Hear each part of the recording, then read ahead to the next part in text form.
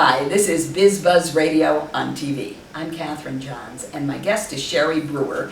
Sherry owns Victorian Rose Garden Bed and Breakfast in Algonquin, Illinois, and I want to know what possesses somebody to invite a bunch of people to come sleep in their house. Well, your children leave home. You've lived there for many years. Yes. Your children leave home, You've and got you have all all that these space. rooms. And Nice. why not? And so, is this something you always wanted to do, or did it just come to you suddenly, my kids are grown, I think I'll have a bed and breakfast?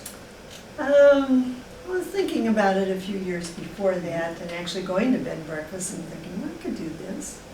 I think a lot of people look forward to that. I mean, I've heard other people say they want to leave the rat race or the daily grind and start up a bed and breakfast. I'm guessing there's a little bit more to it than just having a light bulb go on over your head one day. Well, there's a lot of prep and legal work and getting your community to, your government to accept you, say it's okay to go ahead, and then putting in the bathrooms if you don't have bathrooms. Oh, sure, Private because you have to baths have for a bath. Oh, everybody. yeah. That could, And picking menus and just getting your head ready to do it. and where do most of your guests come from? Are they local people, or are they travelers from other places? Both. We get a lot of local people living close to Chicago. People come from the city for a night or two. And we've been getting a lot of grandparents and people visiting their families. And do people typically just stay for a night or two, or do you get longer term guests? Usually a couple nights, and we did just have a lady for 10 days. Wow. And another couple for 5. So, And what is it about your home that makes it, well, homey? well, it's an 1886 Victorian. And right now, the garden is just full of flowers, and we like to pamper our guests, and I'm in. you have to come see us. I will have to come see you. I like that pampering idea. You know, I think of often bed and breakfasts are in older buildings, like what you're describing, and sometimes they're kind of frou-frou-y. Do you have Okay. frou-frou? There's a little fruit. It kind of goes with the Victorian thing, doesn't it? A little fruit, but it's under control.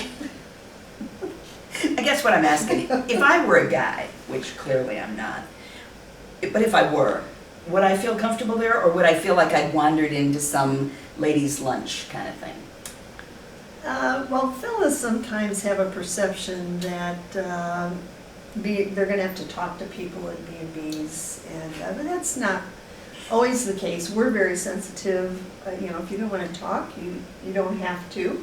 If you do want to talk, we'll talk to you. But I think once guys get started with a B&B, once they take that step, they see it's not so bad. It It's is different. so funny, because my husband, I tried to get him to go to a B&B, and he said no, because you'd have to talk to people at breakfast, to which I said, great, right? This is my idea of a good time. But it's exactly what you said. It wasn't as appealing to him.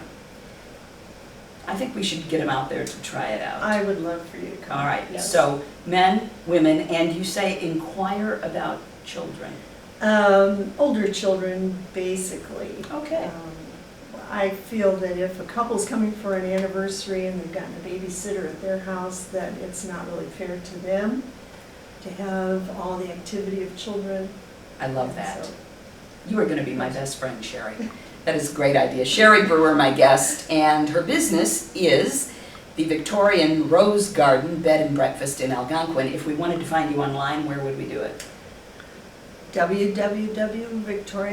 www.victorianrosegarden.com. Fabulous, thanks. This is Biz Buzz Radio on TV. We're part of the Linked Local Network, where we say link locally and connect globally.